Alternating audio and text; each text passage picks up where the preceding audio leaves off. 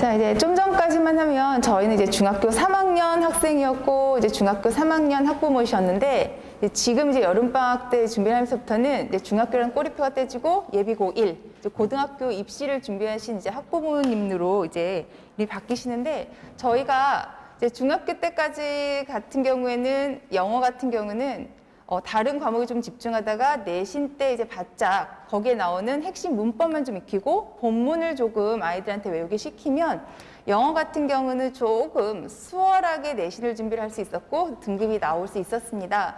근데 이제 예비 고1로 이제 들어가면서부터는 이제 주변에서 워낙 이제 이 동네는 영어 어렵고요. 그다음에 영어 등급 따기도 힘들다는 얘기를 말씀을 많이 들으셨을 텐데요. 저희 영어 같은 경우는 지금 수시, 정시 이렇게 말씀드리긴 했지만 쉽게 말하면 내신을 목표로 하던 그 다음에 저희가 이제 수능을 목표로 하던 이제는 교과서 중심이 아니라 보면 고등학교 1학년부터는 저희 고등학교 1학년, 2학년 기출 모의고사 지문이 활용이 돼서 내신을 준비해야 되고요. 그 다음에 모의고사 지문이 나오지 않은 학교들 같은 경우는 대놓고 수능 EBS 올림포스라든지 아니면 수능 지문이 대부분 60% 이상 내신 지문에 활용이 되고 있습니다. 그리고 정시, 즉 수능 같은 경우는 당연히 이제 모의고사와 이제 간접 연계로 기본기를 다져야 하는 걸 거고요. 자, 그러면 우리가 앞으로 이제 고등학교 대비를 준비를 할 때 일단 기본적인 큰 흐름을 저희가 보고서는 영어를 준비를 해야 되는데 올해부터는 저희 영어 같은 경우가 EBS 연계율이 70%에서 50%로 줄었습니다. 그 얘기는 뭐냐면 EBS 교재에서 70%가 같은 지문과 듣기가 나왔었는데 이제 그것이 연계율이 50%로 좀 떨어졌고요.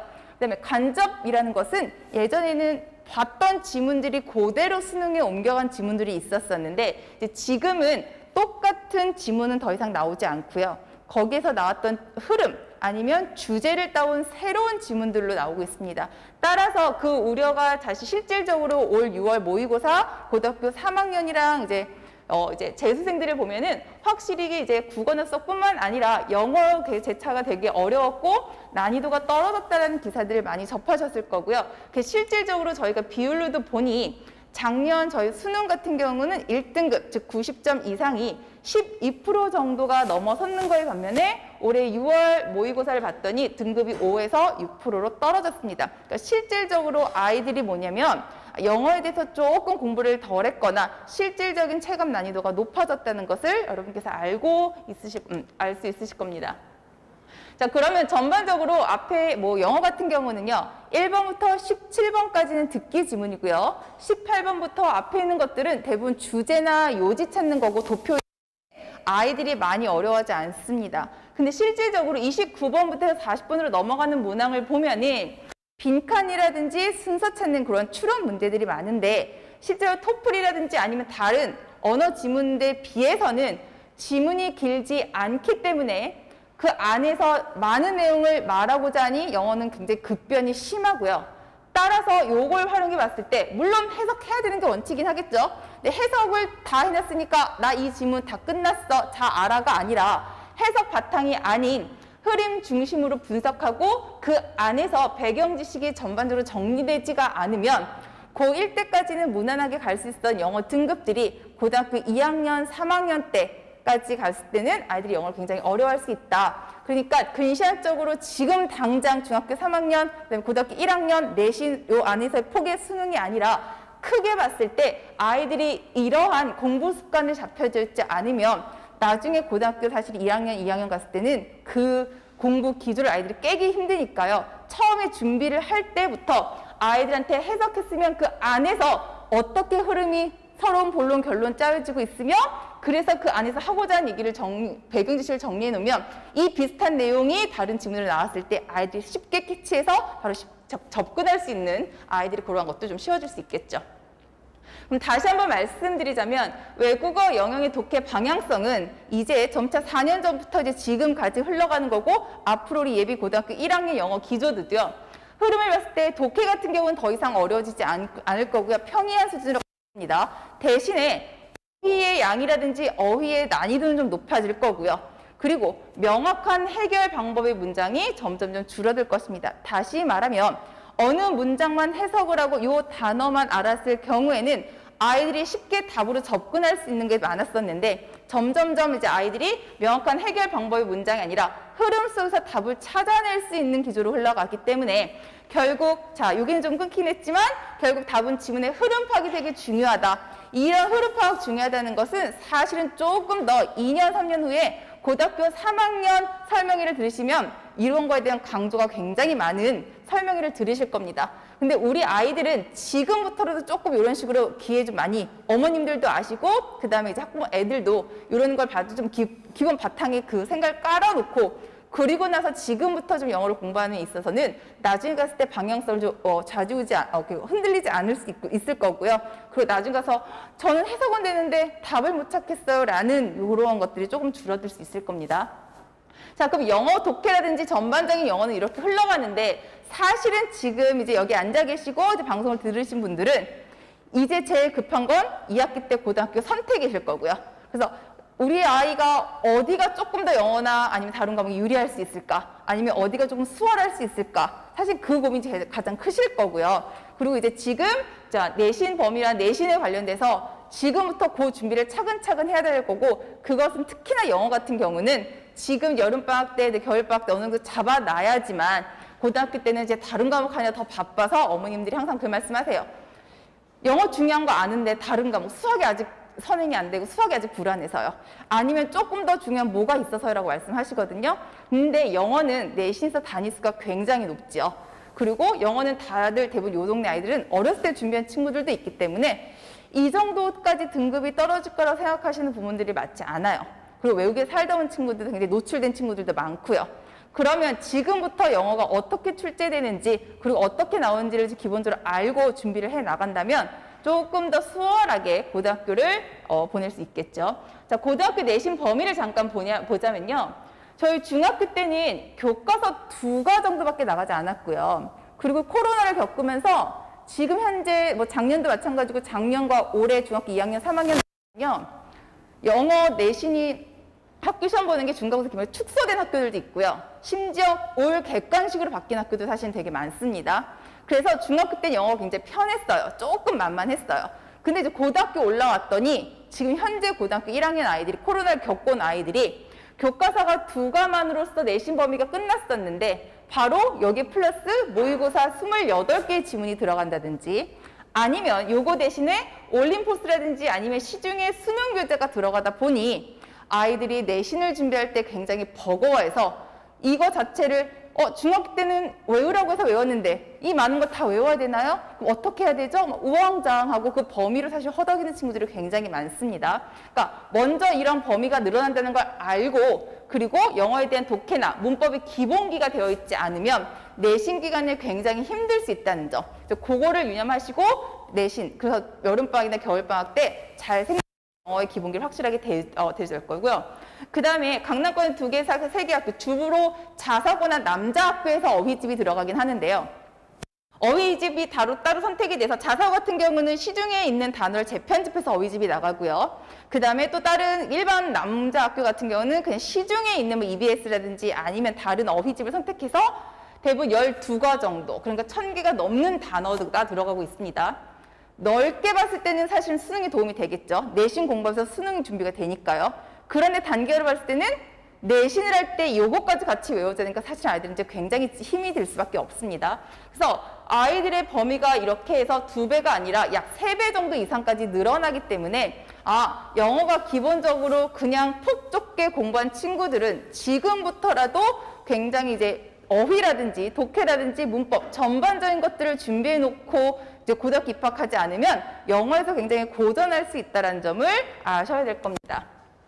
자, 그러면 내신의 유형을 잠깐 분석해 드리면요. 자, 내신은 크게 문법, 순서 빈칸, 주제 유지 등으로 자, 아이들이 가장 힘들어하는 부분에서 낮은 순으로 제가 한번 짜봤습니다. 자, 문법은요. 문법의 지정 진도가 없습니다. 다시 말하면 올해 지금 중학교 이제 3학년 이제 기말고사 준비하면 뭐 관계부사, 가정법, 투부정사 이렇게 딱 들어가는 포인트가 없이요. 그냥 전반적인 문법이 다 그냥 들어간다고 보시면 됩니다.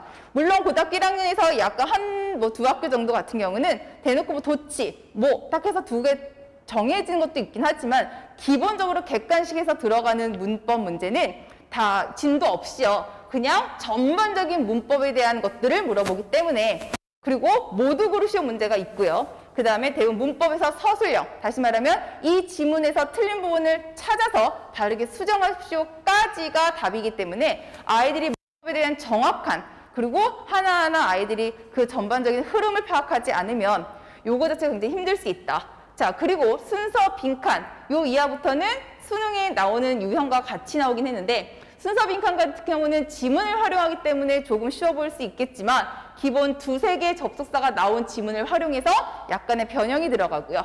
그 다음에 주제와 요지는 아이들이 사실은 이미 지문을 알고 내신 그 시험장에 들어가기 때문에 아이들이 가장 쉬워하는 부분이긴 하지만 요지에서 킬러 문항이 나온다는 건, 자, 몇 학교에서 나오는 것들을 보면 요지를 서술형 문장으로 돌려서 학교 선생님들이 이거를 요약을 해놓고 빈칸을 뚫어놓습니다.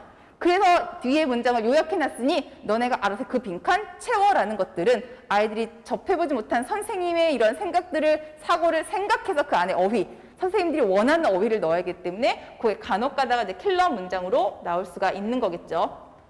자, 그러면 내신 유형이 굉장히 중학교와 달라지는구나 라는 걸 일단 아실 거고요. 자, 서술형 같은 경우를 보면, 자, 영작 같은 경우는 이제 지문을 활용한 기본적인 어휘 배치가 들어갑니다. 자, 그런 것들은 제 뒤에 제가 어떻게 나오는지 예시 한번 설명드릴 거고요. 네, 문법 지식을 활용해서 기본적인 단어를 주어지되 문법에 맞게끔 자, 고치면서 영작을 하세요라고 들어가고요. 중학교와 달리 저희 고등학교 때는 부분 전수 없습니다. 그러니까 심지어 말하면 흐름 속에서 이런 친구들이 있어요. 다 완벽하게 영작 써놨는데 뒤에 at stores, 아니면 예를 들어서 몇 년도 그거 하나만 빼먹었거든요. 순간 실수로. 그런데도 점수가 7점 다 날라가서 이번에 등급이 바뀐 친구들도 있습니다.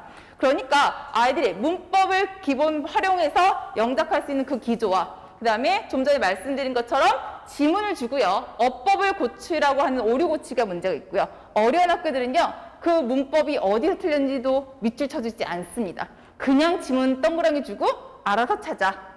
조금 더 그나마 쉬우면 밑줄 친 부분에서 틀린 것을 고치시오라고 나오는 이런 문제가 있고요. 좀 전에 말씀드린 것처럼 글의 요약을 해서 변형된 문장의 빈칸을 채워서 아이들한테 그것들 얼마만큼 이런 식으로 사고력을 요하는지, 자, 이러한 서술형이 나오고 있습니다. 다시 말하면 서술형 같은 경우나 이 앞에 있는 부분들은 단편적으로 암기해서 외워야 되는 것라기보다는 아이들이 전반적인 흐름과 전반적인 영작, 그다음에 전반적인 문법이 되어 있지 않으면 영어가 굉장히 수능뿐만 아니라 고등학교 1학년, 2학년 때 내신이 조금 힘들 수 있다는 것들을 알고 있으셔야 됩니다. 자, 지금 여름방학은 사실은 4주 정도 되는 길지 않은 시간이긴 하지만 부족한 부분을 먼저 다져야 되는 굉장히 중요한 시기입니다. 그 이유는 여름방학 때 어느 정도 해놓고 여기에서 이제 뭐예요? 다시 말해 준비운동 해놓고 겨울방학 때 점핑업을 해야 되는 시기이기 때문에 여름방학은 중위권 학생들은 반드시 어휘량을 늘리는 작업을 해야 될 거예요. 자, 중위권 학생들은 나는 사실은 수학도 해야 되고 언어도 해야 되고 과학도 해야 되고 해야 될 게 너무 많아서 영어는 할 시간이 없어라고 했을 경우에는 최소한 그래도 어휘량은 많이 늘려놔야지만 고등학교 때 조금 아이들이 수월할 수 있더라. 심지어 교과 해석도 못하는 친구들 많습니다. 어휘량이 높아지기 때문에요. 그리고 기본 문법을 잘 정리를 해놔야지 나중에 혹시라도 기말 아니면 뭐 겨울방학 때 특강을 듣는다 하실지라도 아이들이 학원 수업이라든지 학원 수업이라든지 그 등등등 아니면 학교에서 예비 고등학교라든지 프리스쿨 같은 것도 기존 따라갈 수 있어서요. 기본 문법 정리 반드시 하셔야 되고요.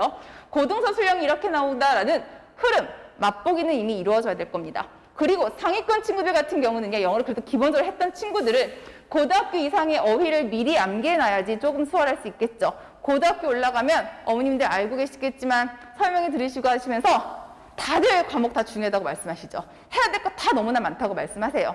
그 과정 속에서 시간 너무 없습니다. 고등학교 때 가서는 올라가서는 내신이나 수행이나 그 등등 쫓아가다 보면 너무나 힘들기 때문에 일단 그래도 지금 가장 여유가 있을 지금부터 연말까지 6개월 과정 동안은 고등학교 이상의 어휘를 미리 암기하시고요. 아니면 원하시는 학교가 있다면 그 학교에서 혹시라도 어휘집을 선택했다는 걸 선배들한테 들으면 그 어휘집을 먼저 선택해서 좀 외운다든지 아니면 시중에서 많이 나와 있는 아이들 등등 많이 유용하는 기본서들 있습니다. 어휘집. 그런 거 정도는 한두 권 정도 떼면 아이들이 전반적인 수능이라든지 아니면 수시라든지 투일을 다 잡을 수 있어서요. 그럼 고2 이상의 어휘를 암기하고요. 그다음에 심화 문법 정리 한번 해놔야지 고등학교 이제 겨울방학 때 이제 수능, 어법이라든지 그런 걸 접근이 좀 쉬울 수 있겠죠. 그리고 제가 좀 전에 말씀드린 고등 서술형의 기출형을 접하면서 아이들이 그거에 좀 먼저 친숙해지고 나면 조금 아이들이 내신 들어갔을 때 조금 덜 혼란을 겪을 수 있을 겁니다. 자, 그럼 저희 자이스 서정은 문법 교재를 잠깐 보시면요. 지금 레벨 2와 레벨 3, 즉 지금 중학교 예비 중3이기, 예비 고1이기 때문에 제가 레벨 앞에 있는 것들은 다 뺐는데요. 자, 차이점을 보시면 이럴 겁니다. 레벨 2 같은 경우는 문장의 형식, 즉 중학교 3학년에서 고등학교 앞에 부분만 나왔다 하더라면 레벨 3 같은 경우는 문장 형식에서 고등학교 때 중요시 여기는 1형식과 5형식을 조금 더 강조하는 문법이 들어가는 거고요. 그 다음에 예를 들어서 봤을 경우에는 문법 같은 게 분사 같은 경우는 사실은 중학교 때는 많이 나오진 않습니다. 근데 그 분사에서 넘어가서 레벨 3에서는 여기서 더 심화돼서 분사 구문으로 좀 더 넘어간다든지 아니면 투부정사의 용법, 중학교 때는 투부정사 용법을 굉장히 많이 물어보고요. 내신 수업하는 학원에서는요, 이 용법 뭐야, 명사야, 형용사야, 부사야라고 굉장히 강조하거든요. 근데 고등학교에서는 용법 물어본 적은 단 한 문제도 나오지 않습니다. 그럼 이 부정사를 활용해서보다 시제 문제가 나오니까 이제 그런 식으로 이제 방향이 조금 더 전환되는 거. 물론 기본 문법 가르치는 건 똑같지만 그 안에서 어디에 중심 포인트가 흘러가냐, 바뀌냐, 이제 그거 차이로 간다는 거겠죠. 자, 이제 문제 구성을 보면요. 여기서부터 가장 중요한 건데요. 자, 대부분 아이들 문법 어려워합니다. 근데 문법 아이들 모르는 건 아니에요. 다시 말하면 과외를 하던 인강을 듣던 학원 수업을 듣던 문법을 다 듣긴 했는데 항상 어머님들과 상담을 하거나 아이들과 상담을 하면 했는데 그런데도 애들이 잘 모르는 것 같아요. 자꾸 감으로 풀어요. 그래서 불안하다는 얘기 되게 많아요. 자, 근데 문법은 말 그대로 규칙이 있어요. 규칙 때문에 정확하게 수학처럼 떨어지는 답이 나오고요. 그리고 정확하게 규칙으로 떨어지지 않는 답은 실제 시험장에서 나올 수가 없습니다. 그래서 스텝 1, 잘 보면 문제를 저와 어떤 공부를 했을 경우에는 일단 선택형, 답이 이건지 일단 확인하는 작업이고요. 답이 그냥 그거가 아니라 자, 답이 내 눈에 룩이 보이니까 뒤에 형사 써야 돼. 일단 그런 식으로 해서 저는 항상 아이들 손 되게 분주하게 움직이려고 해요. 다시 말하면 눈으로 푸는 게 아니라 밑줄 쳐서 이게 답이 되는 근거를 찾아놔야지만 아이들이 다른 문제를 접했을 때 정확하게 또 답을 풀어낼 수가 있겠죠.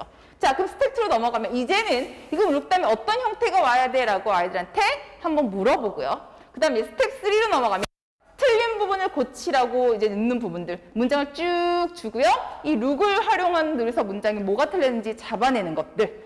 자, 그리고 나서 스텝 4로 넘어가면 객관식으로 옳은 문장을 고르시오라고 나옵니다. 즉, 답 한 개 아니고 한 개 이상.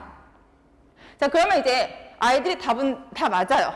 답 3개요, 2개요, 1개요. 답은 맞는데 실질적으로 간혹가다 물어보면 1번, 3번에서 2개라서 맞는 친구가 있고요. 1번, 4번 골라서 답이 2개라는 친구 맞는 게 있거든요. 표면적으로 답은 맞지만 실질적으로 옳은 문장을 고른 친구들은 또 많이 없을 수 있기 때문에 답만 표시하는 건 사실 숙제가 아니고 공부가 아닙니다. 그 안에서 뭐가 틀렸고 그 다음 잘못된 문장은 반드시 고쳐나가는 훈련을 해야지 문법 수업을 한 번, 두 번 듣고 나서 그거를 바탕으로 다른 문제를 접했을 때 아이들이 실수가 없는 거지 언제까지 저희가 문법만 붙잡고 있을 수는 없으니까요. 확실하게 저랑 수업을 들을 때는 이 수업 한 번 듣고 그냥 단대 가서도 확실하게 이것만큼 왜 답인지 자신 있게 말할 수 있도록 그 훈련을 시키고 마찬가지로 어법상 잘못된 문장을 고르시오, 옳은 문장을 고르시오. 이러한 두 가지 방법으로 문법만큼은 확실하게 우리가 그냥 눈으로, 감으로가 아니라 직접적으로 손으로 확실하게 잡아낼 수 있는 것들을 훈련시키고자 하는 게 바로 저희 여름방학 때 저희 목표입니다. 자, 고등학교 서술형 유형을 보면 자, 이제 학부모님들도 그렇고 이제 학생들도 어떻게 나오는지 한번 눈으로는 접해보셔야 되는데 자, 요런 문장 이제 저희가 한 몇 개의 문장 중에서 자, 요 문장만 빼오긴 했습니다. 자, 요런 문장의 흐름 속에서 딱 요렇게 한글을 주고요. 이거 영작 그럼 다 해야 돼? 물론 밑에 어느 정도의 단어를 주어지기는 합니다. 자, 남자 학교 같은 경우는 조금 어려운 학교들은요. 여기서 단어 3, 4개만 주어지고요. 그다음에 좀 쉬운 학교들은 이렇게 문장이 배치가 다 나오긴 합니다. 그럼 두 가지 유형입니다. 문장 배치만 한 학교가 있고요. 아니면 이 문장 배치를 하되 그 안에서 문법적인 오류들은 다 고치면서 들어가는 이런 것들. 그래서 이런 서술형 유형 같은 경우는 중학교 때 접해보지 못했기 때문에 자, 아이들이 이런 것들을 고등학교 올라가기 전에 조금 더 편하게 익숙해지고 가면 조금 더 내신을 준비하는 과정 속에 있어서 아이들이 당황하지 않을 수가 있겠죠.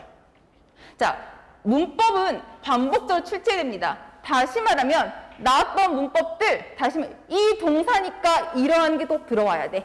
이러한 단어가 있기 때문에 꼭 뒤에 to를 붙여야 돼. 정해져 있기 때문에 확실하게 한 문제를 풀던 뭐 두 문제를 풀던 그 문법만 확실하게 알면 아이들이 새로운 문장을 접했을 경우에도 전혀 당황하지 않을 겁니다. 따라서 문법은 반복 출제가 있기 때문에 반복적으로 오답을 정리하고 확실한 접근 방식과 나만의 이런 스킬들만 잘 기억해 놓으시면 문법 어려운 것 같지만 사실은 영어에 있어서 가장 단시간 내에 빠르게 잡을 수 있는 영역일 거를 아셔야 됩니다.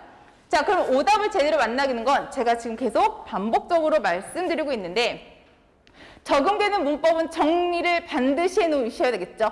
문법 나오는 건 정해져 있습니다. 사실은 늘 나오는 거 정해져 있고요. 기출, 그 다음에 학교에서 원하는 것, 나라 수능에서 정해놓은 건 늘 나와 있어서 그것만 적용되는 문법을 정리하면 나만의 노트가 되면 그 안에서 문법이 계속 돌고 있는 거지 그 외적인 건 출제가 되지 않을 거고요. 각 보기들의 문장들까지 고치면서 파트별 오답 노트를 해놓는다면 문법은 어떻게 보면 가장 아이들이 힘들어하고 부모님들이 걱정하실 수 있는 부분이지만 어떻게 보면 또 가장 쉽게 단기간절에 우리가 올릴 수 있는 부분이다. 그런 것들을 아시면 될 겁니다. 자, 그러면 계속 제가 문법을 강조하고 있죠. 여름방학 짧습니다. 그 단계는 한번 잡아야 되니까 제가 문법을 강조하고 있지만 문법을 정리한 이후에는 사실은 문제풀이로 넘어가면서 이제 독해의 비중이 넘어가겠죠. 그래서 어머님들 저는 단편적으로 자, 영어는 저는 봤을 때 지금은 여름 특강을 위해서 제가 이 자리에 섰지만 여름방학 이후에 겨울방학, 고등학교 1학년, 2학년, 3학년 그 최종의 목표는 사실 대학을 좋은 대학에 내가 원하는 대학에 원하는 과를 가는 거기 때문에 크게 봤을 때는 지금 장르는 문법 한번 정리 한번 잡아놓고요. 그 바탕에서 문법과 이제 독해 비중 늘리면서 점차 늘려서 고등학교 갔을 때는 그래도 조금 영어 해놨더니 조금 더 편하게 내신을 갈 수 있고 다른 과목을 할 수 있어서 그나마 조금 낫습니다라는 얘기를 들어야 되는 거 아닙니까? 그런 말을 제가 들어야 되기 때문에 지금 자, 어떻게 제 방향 흐름이 이렇게 흘러가냐는 거 잠깐 제가 언급드린 겁니다. 자, 그래서 리딩 같은 경우도 마찬가지로 그냥 독해 쭉 풀고 저희 애들은 직독직해가 안 되는 것 같아요. 흐름은 잘 알고 있는 것 같은데 얘가 진짜 하는지 안 하는지 자꾸 손으로만 풀더라고요. 우리 때는 빽빽이도 하고 밑줄도 긁고 있는데 우리 애들 어떻게 눈으로 보는지 모르겠어요. 그런 것들 많이 걱정을 하시는데요.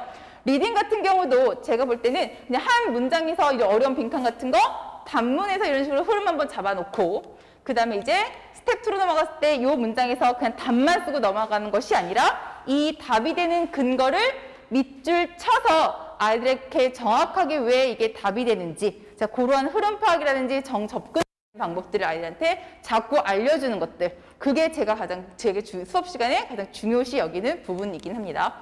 자, 그러면 여름방학 제대로 보내려면 어떻게 해야 되느냐? 물론 여름방학 있는 동안에 제가 영어 선생님과 가장 중요한 거 수학 잡으셔야 되고요. 과학 잡으셔야겠죠. 근데 그 외적인 시간에 영어 같은 경우는 짧은 시간에 기본이든 심화법을 반드시 정리하셔야지 그래야지만 아이들이 이제 남은 이제 2학기 생활에 있어서 영어 같은 경우가 요거 다지지 않으면 고등학교 1학년 때는 지금 이제 문법 특강 찾으신 분들 되게 많긴 하고요. 물론 고1 때도 할 수 있는 시간이 있긴 합니다. 그런데 그 시간을 당겨서 중학교 3학년 때 조금 정리를 해놓으면 조금 더 편하게 다른 공부와 병행을 할 수 있을 거고요. 그 다음에 예비 고1 겨울과정을 위해서 기본기를 확실하게 다져놔야 되지만 지금 했던 거 아이들이 지금 열심히 한다고 해서 이 100%를 사실 다 흡수했으면 좋지만 흡수할 거라고 보진 않아요. 그 안에서 70, 80% 정도만은 흡수하더라도 성공한 수업일 거고요. 그거를 바탕으로 해서 다시 겨울 때 다시 한번 심화라든지 아니면 실전으로 들어갔을 때 정확하게 한 2번 정도는 아이들이 훑어줘야지 조금 더 완성이 될 수 있더라. 자, 그리고 아이들이 가장 싫어하는 말인데 어휘. 영어의 꽃이라는 거죠. 다시 말하면 어휘 안 되면 독해 모든 거 하기 힘듭니다. 영작도 마찬가지고요. 그래서 어휘 같은 경우는 반복적인 노출을 통해서 아이들이 계속 암기할 수 있게끔 유도를 해야 되는 건데요. 자, 그럼 단어 같은 경우는 어떻게 들어가느냐? 물론 똑같습니다. 그냥 어휘책 들어가서 뭐 4챕터 정도? 4챕터 정도는 외우면 아마 120개 정도의 단어가 들어갈 건데 아이들이 120개의 단어, 물론 단어 외우는 거 어려운 친구들도 많고요. 아니면 그냥 오고 가는 라이드 시간에 드르륵 보고서는 그냥 시험 통과하고 그냥 다시 까먹고 하는 친구들도 많습니다. 자, 그러면 이 문제를 어떻게 해결할 것인가? 자, 단어 같은 경우는 하루에 120개 시험을 보고 그 다음에 플러스 전 시간에 시험 봤던 거 120개 다시 시험 봅니다. 그러면 수업 시간 다 끝내는 거 아닌가? 자, 새로 보는 시험들은 주관식으로 정말 뜻 쓰게끔 하고요. 지난 시간에 배웠던 건 객관식화로 이런 식으로 똑같은 단어를 다음 첫 번째 테스트 볼 때는 뜻을 쓰게끔, 자, 두 번째 테스트 다시 시험 볼 때는 객관식화를 쓰게끔.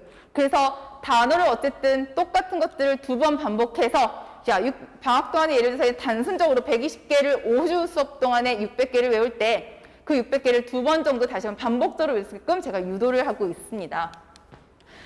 문법의 특강의 수업 흐름이 지나면 제가 문법 수업을 첫 번째 시간에는 그냥 수업을 나가겠죠. 그 다음 시간이 되면 가장 중요한 건 문법 이론 백지 테스트가 들어갑니다. 자, 아이들이 문법 배웠던 거 그대로 쓸 수 있게끔 하고요. 제 핵심은 제가 10년 넘게 문법 수업을 하면서 확실하게 효과를 받고 아이들이 백지 테스트를 통해서 요거 확실하게 붙잡고 넘어가야지만 아이들이 이제 감이 아닌 직접적인 정말 룰을 가지고 문제를 풀 수 있을 겁니다. 자, 백지 테스트 보고요. 그다음에 완벽할 때까지 백지 테스트는 90% 이상이면 통과 없습니다. 무조건 완벽할 때까지 제시험 보고 통과되는 거고요. 자, 그리고 특강 중엔 저희 5회 수업이니까 한 2번 정도 누적 이론 테스트를 해서 다시 처음부터 챕터 6까지 6에서 10위까지 누적 테스트를 보면서 아이들에게 반복적으로 일단은 딱 개념 파악 확실하게 할 수 있게끔, 자, 그렇게 들어갑니다. 그다음에 간단한 당연히 이론 적용 문제들 테스트를 통해서 심플한 문제들을 통해서 아이들한테 계속 노출시키고, 당연히 매 시간 그날 배웠던 건 이론으로 끝나면 사실 아이들 적용 조금 힘들겠죠. 그러니까 당연히 문제풀이 들어가고요. 제가 아까 말씀드린 것처럼 밑줄 쳐서 답을 근거내는 거, 찾아내는 거. 단순히 답만 쓰고 끝나는 것이 아니라 왜 틀렸는지, 왜 맞았는지 아이들이 설명할 수 있게끔 그런 식으로 보고 그런 식으로 수업이 흘러갈 겁니다. 자, 그래서 그래머 같은 경우는 이제 감이 아니라 정확한 접근을 해놔야지, 그래야지만 아이들이 라고 흐름에 대해서 정확하게, 문법이 정확하게 되면 주어 동사 끊어읽기도 편하겠죠? 그 다음에 관계자설도 끊을 수 있겠죠? 그러면 독해, 두 문장, 세 문장 늘어나는, 두 줄, 세 줄 늘어나는 긴 지물도 조금 더 쉽게 수월하게 읽어내길 수 있는 독해 흐름, 독해 이런 실력까지 향상이 될 수 있을 겁니다. 그래서 그래머 같은 경우는 이제는 이제 고등학교로 넘어갔을 때 이런 긴 지문 속에서도 그냥 답이 이게 아니라 왜 답인지, 저 앞에 있는 원 때문에 답이 is가 되는 거고, 자, B 같은 경우는 뒤에 to가 있기 때문에 used to가 되는 거고, 자, C 같은 경우는 앞에 for이라는 게 있기 때문에 동명사가 필요해서 ing가 되는 거고, 그런 식으로 아이들한테 물어봅니다. 어떻게 물어보겠어요? 아이들이 많은데 한 명 한 명 찝어서 물어봅니다. 자, 당황하고 창피하고 이런 친구들, 물론 제가 성향에 따라서 좀 볼 수 있겠죠. 물어보는 거 너무 싫어하고 울음을 터뜨린 아이들한테는 물어볼 수는 없겠지만, 그런 친구들은 남아서나 클리닉 시간에 물어보겠지만, 같이 하는 친구들 사이에서는 자꾸 한번 물어보고요. 아니면 테스트 시간에 답이 고르쇼가 아니라 답이 왜 답인지 쓰세요라고 하는 거에 아이들한테 정말 애들이 접근을 제대로 하고는 있는 건지, 그냥 어영부영 답만 쓰는 건 아닌지, 그런 식으로 흐름이 계속 제가 보는, 계속 중간중간 아이들 개인 파악이 들어갈 겁니다. 자, 그래서 이제 제 스케줄이 이제 쭉 나서 저희 중학교 3학년 특강 시간들이 이렇게 나와 있는 거고요.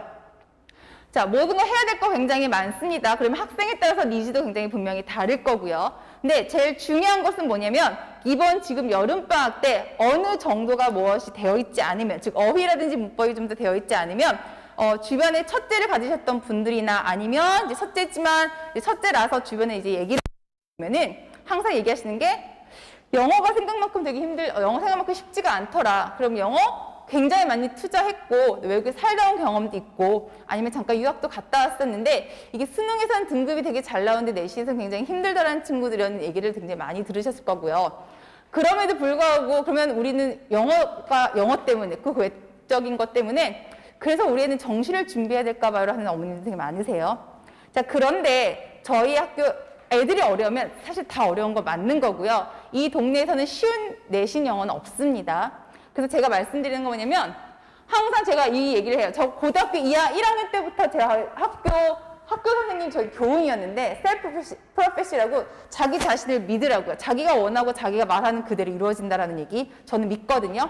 저희 학생들도 그렇고 학부모님들도 그렇고 그냥 지금 있는 저희 학생들을, 저희 자식들을 믿어야 되고요. 그 다음에 학생들도 한번 뭘 선택하고 공부하는 그 방향 흐름성 있으면 그거를 믿고 꾸준히 가고요. 그 안에서 아이들이 노력과 성실도만 요하면 그 어떤 것도 사실은 못 해낼 거 없고요. 아이들 중학교 1학년, 2학년 때 저한테 와서 문법 하나도 모르고 단어 하나도 몰랐는데도 그냥 조금씩 고3 때까지 그냥 묵묵히 엉덩이 붙이고 하는 친구들은 결국엔 수시로 원하는 대학, 원하는 학과 다 들어가더라고요. 그러니까 이제 부모님들도 지금 어렵다고 해서 그 어려운 거 피하려고 어디 다른 동네로 아니면 요 길로 저 길로 막 하는 분명 그런 여러 가지 고민들도 있으실 테지만 일단은 지금까지 잘 해왔고 그다음에 앞으로 잘 할 거라는 우선 믿음 가지시고요. 우리 아이들 여름방학 때부터 제일 부족한 거 우선순위를 두고 그다음에 영어는 지금 차근차근 다시 한번 이제 시작한다는 그 기분으로 지금 이제 단계별로 조금 더 준비해 나가시고 그다음에 단어 좀 준비해 나오고 그리고 나서 겨울방학 때 한번 점핑업 해주시면 그래도 다른 어떤 힘든 학생들보다는 조금 더 영어가 편하게 내신에 접근되지 않을까라고 생각이 됩니다. 자, 혹시 궁금한 거 있으시면 나중에 유튜브나 댓글이든지 아니면 학원이나 아니면 저한테 문의를 주시면 또 개별적으로 상담을 드리도록 하겠습니다. 자, 이것으로 간단한 설명을 마치겠습니다. 자, 감사합니다.